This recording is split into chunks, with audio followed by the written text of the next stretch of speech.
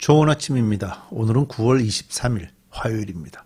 즐겁고 감사한 하루 되시기 바랍니다. 자, 역대하 16장 12절부터 42절까지 말씀을 볼 예정입니다.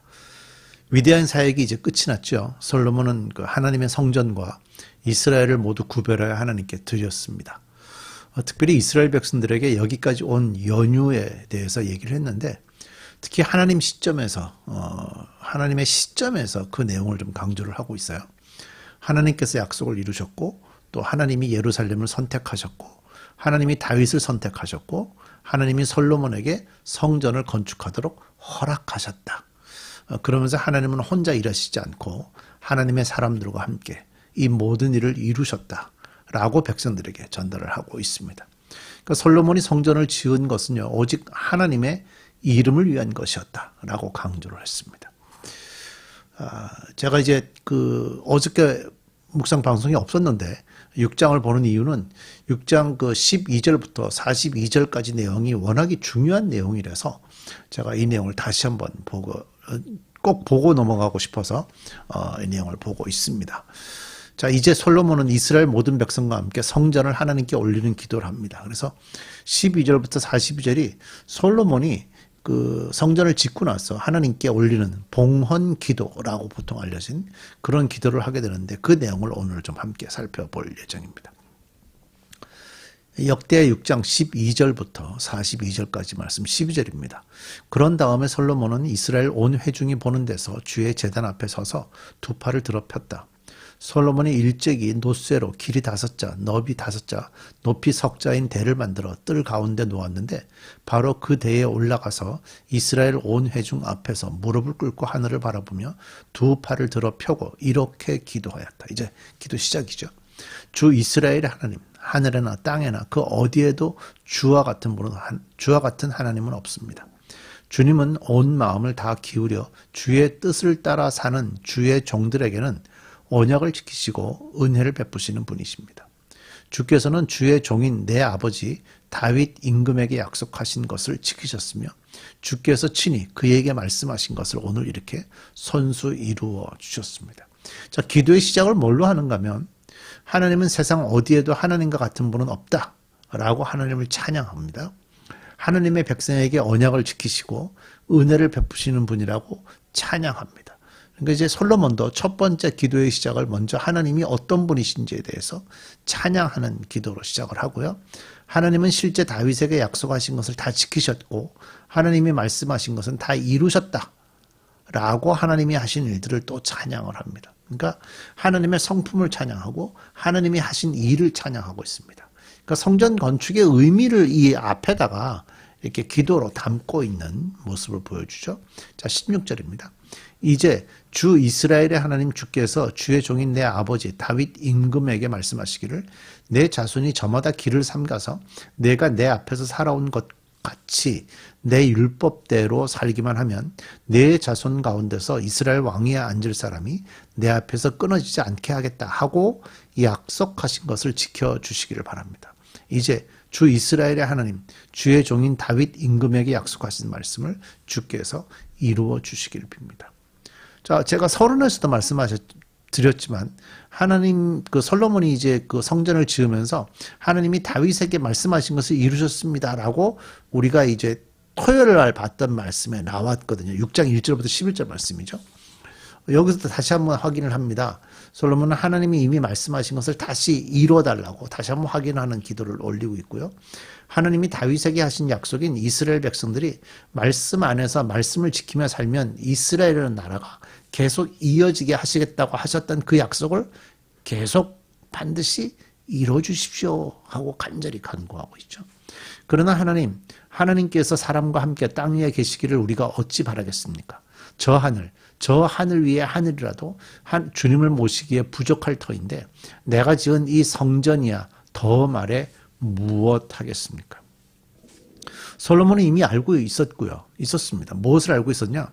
하나님이 자신이 지은 성전 안에만 계시는 분이 아니다라는 것을 알고 있었습니다. 그래서 하나님은 사람과 함께 땅 위에 계시기를 우리가 어찌 바라겠습니까? 예, 성전을 지어놨는데 하나님이 여기와 계시는 걸 어떻게 계속 바라겠냐? 예. 하나님은 하늘 위에 하늘이라도 계실 곳이 부족한데. 그러니까 그런 얘기를 하면서 솔로몬은 성전에만 계시는, 하나님은 솔로몬의 성전에만 계시는 분이 아니시라는 것을 솔로몬도 잘 알고 있습니다. 하나님은 성전보다 크신 분이십니다. 우리의 사고를 넓혀야 합니다. 하나님은 광대하시고 하나님은 크신 분이라고 여러분들 다시 인정하셔야 합니다. 19절입니다. 그러나 주 나의 하나님, 주의 종이 드리는 기도와 간구를 돌아보시며 주의 종이 주 앞에서 부르짖으며 드리는 이 기도를 들어주십시오. 주께서 낮이나 밤이나 눈을 뜨시고 이 성전을 살펴주십시오. 이곳은 주께서 주의 이름을 두시겠다고 말씀하신 것입니다. 주의 종이 이곳을 바라보며 기도할 때 이 종의 기도를 들어주십시오. 그리고 주의 종인 나와 주의 백성 이스라엘이 이곳을 바라보며 기도할 때 그 기도를 들어주십시오. 주께서 계시는 곳 하늘에서 들으시고 들으시는 대로 용서해 주십시오. 이스라엘 백성들이 성전 중심이 되는 것은요, 그 성전을 중심으로 기도할 때일 거라고 저는 생각을 합니다. 그러니까 솔로몬도 이 성전을 바라보면서 기도할 때 기도를 들어달라고 기도하잖아요. 성전을 바라보며 기도해야 응답받는 게 아니에요. 성전을 바라보면서 기도해야 응답받는 게 아니에요. 하나님의 임재를 기도하며 기도할 때 그 기도를 들어달라고 기도하는 거예요. 그러니까 성전에 하나님이 오셔서 들어달라는 것이 아니에요. 성전을 상징적으로 하나님이 임재하시는 것으로 우리가 생각하고 그것을 중심으로 하나님께 나가도록 할 때 하나님이 그 기도를 들어달라고 하고 있는 거죠. 22절. 사람이 이웃에게 죄를 짓고 맹세를 하게 되어 그가 이 성전 안에 있는 주의 제단 앞에 나와서 맹세를 하거든 주께서는 하늘에서 들으시고 주의 종들을 심판하시되 악행을 저지른 사람은 죄가 있다고 판결하셔서 벌을 주시고 옳은 일을 한 사람은 죄가 없다고 판결하셔서 그의 의로움을 밝혀주십시오. 주의 백성 이스라엘이 주의 죄를 지어 적에게 패배했다가도 그들이 뉘우치고 돌아와서 주의 이름을 인정하고 이 성전에서 주께 빌며 간구하거든 주께서는 하늘에서 들으시고 주의 백성 이스라엘의 죄를 용서해 주십시오. 그리고 그들과 그들의 조상들에게 주신 땅으로 그들을 다시 돌아오게 해 주십시오. 또 그들이 주께 죄를 지어서 그 벌로 주께서 하늘을 닫고 비를 내려주시지 않을 때라도 그들이 이곳을 바라보며 기도하고 주의 이름을 인정하고 그 죄에서 돌이키거든 주께서는 하늘에서 들으시고 주의 종들과 주의 백성 이스라엘의 죄를 용서해 주시고 그들이 살아갈 올바른 길을 그들에게 가르쳐 주시며 주의 백성에게 유산으로 주신 주의 땅에 비를 다시 내려주십시오. 그러니까 회개하고 하나님께로 나오면 용서해 달라고 악행을 저지른 사람에겐 벌을 선행을 향한 사람에겐 복을 내려달라고 기도하면서 제가 이렇게 기도 내용을 이렇게 살펴보면 굉장히 구체적이고요. 솔로몬은 정말 목회자가 교인들을 돌아보면서 중보기도 하듯이 솔로몬이 이스라엘 백성들을 바라보며 기도를 하고 있습니다. 28절. 이 땅에 기근이 들거나 역병이 돌거나 곡식이 시들거나 깐부기가 나거나 메뚜기 떼나 누리떼가 곡식을 갉아먹거나 또는 적들이 이 땅으로 쳐들어와서 성읍들 가운데 어느 하나를 에워싸거나 온갖 재앙이 내리거나 온갖 전염병이 번질 때에 주의 백성 이스라엘 가운데 어느 한 사람이나 혹은 주의 백성 전체가 저마다 재앙과 고통을 깨닫고 이 성전을 바라보며 두 팔을 펴고 간절히 기도하거든 주께서는 주께서 계시는 곳 하늘에서 들으시고 그들을 용서하여 주십시오. 주께서는 각 사람의 마음을 아시니 주께서 각 사람에게 그 행위대로 갚아 주십시오. 주님만이 사람의 마음을 아십니다. 그렇게 하시면 그들은 주께서 우리 조상에게 주신 이 땅 위에 사는 동안 언제나 주님을 경외하며 주의 길을 따라 살 것입니다. 가뭄으로 인한 고난, 전염병, 농사가 안 되거나 저들이 쳐들어오거나 그럴 때 기도하면 이렇게 기도에 응답해 달라고 정말 구체적인 제목들을 가지고 이스라엘 백성들을 위해서 기도하죠. 32절. 그리고 또 주의 백성 이스라엘에 속하지 아니한 이방인이라도 주의 크신 이름과 강한 손과 편 팔로 하신 일들을 듣고 먼 곳에서 이리로 와서 이 성전을 바라보며 기도하거든 주께서는 주께서 계시는 곳 하늘에서 들으시고 그 이방인이 주께 부르짖으며 간구하는 것을 그대로 다 들어주셔서 땅 위의 모든 백성이 주의 이름을 알게 하시고 주의 백성 이스라엘처럼 주님을 경외하게 하시며 내가 지은 이 성전이 주의 이름을 부르는 곳임을 알게 하여 주십시오. 솔로몬은 이 세계관 자체가 그 지금의 유대인들하고 달랐어요. 온 세상을 다 보고 있었죠. 이방인들까지도 기도하면 들어달라고 합니다. 그래서 꿈이 뭐냐? 땅 위의 모든 백성이, 이방인들을 포함한 땅 위의 모든 백성이 주의 이름을 알게 하시고 주의 백성 이스라엘처럼 주님을 경외하게 하시며 내가 지은 이 성전이 주의 이름을 부르는 곳임을 알게 하십시오. 성전을 지으면서 솔로몬의 마음은 세상 모든 생명에까지 열려 있습니다. 34절.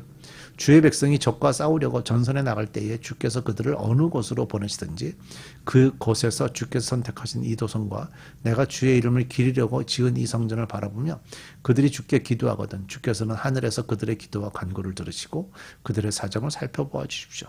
죄를 짓지 아니하는 사람은 없습니다. 이 백성이 주께 죄를 지어서 주께서 진노하셔서 그들을 원수에게 넘겨주시게 될 때에 솔로몬이 성전을 짓고 약 300여 년 정도 후에 성전이 무너지면서 이스라엘이 완전히 멸망해서 바빌론에 잡혀가죠. 이 상황을 그때 솔로몬은 몰랐겠지만 결과적으로 그 상황까지 기도에 포함이 되고 있어요. 멀든지 가깝든지 백성이 남의 나라로 사로잡혀 가더라도 그들이 사로잡혀간 그 땅에서라도 마음을 돌이켜 회개하고 그들을 사로잡아 간 사람의 땅에서 주께 자복하여 이르기를 우리가 죄를 지었고 우리가 악행을 저질렀으며 우리가 반역하였습니다 하고 기도하거든. 자, 회개, 자복, 구체적인 자복의 내용이 나오죠. 또 그들이 자기들을 사로잡아간 백성, 사람들의 땅에라도 마음을 다하고 정성을 다하여 주께 회개하고 주께서 그들의 조상에게 주신 땅과 주께서 선택하신 이 도성과 내가 주의 이름을 기리려고 지은 이 성전을 바라보면서 기도하거든 주께서 계시는 곳인 하늘에서 그들의 기도와 간구를 들으시고 그들의 사정을 살펴보아 주십시오. 주께 죄를 지은 주의 백성을 용서하여 주십시오. 나의 하나님, 이곳에서 사람들이 기도할 때마다 주께서 눈을 떠 살피시고 귀를 기울여 들어주십시오. 주 하나님, 이제는 일어나셔서 주께서 쉬실 곳으로 들어가십시오. 주의 능력이 깃든 교회와 함께 가십시오. 주 하나님, 주를 섬기는 제사장들에게 구원의 옷을 입혀주십시오. 주를 믿는 신도들이 복을 누리며 기뻐하게 해주십시오. 주 하나님, 주께서 기름 부어 세우신 사람을 내쫓지 마시고 주의 종 다윗에게 베푸신 은총을 기억하여 주십시오. 기도하십시다. 솔로몬은 성전을 지으면서 그 성전의 영향력이 온 세상 사람, 하나님이 만드신 그 생명, 이방인들에게까지 퍼져가기를 간절히 소망했습니다. 하나님, 우리 교회도 브릿지라는 이름을 가지고 이 땅의 그 생명들과 하나님을 연결해가는 중보자로서의 역할을 감당하는 귀한 교회 되게 해 주옵소서. 예수님의 이름으로 기도드립니다. 아멘.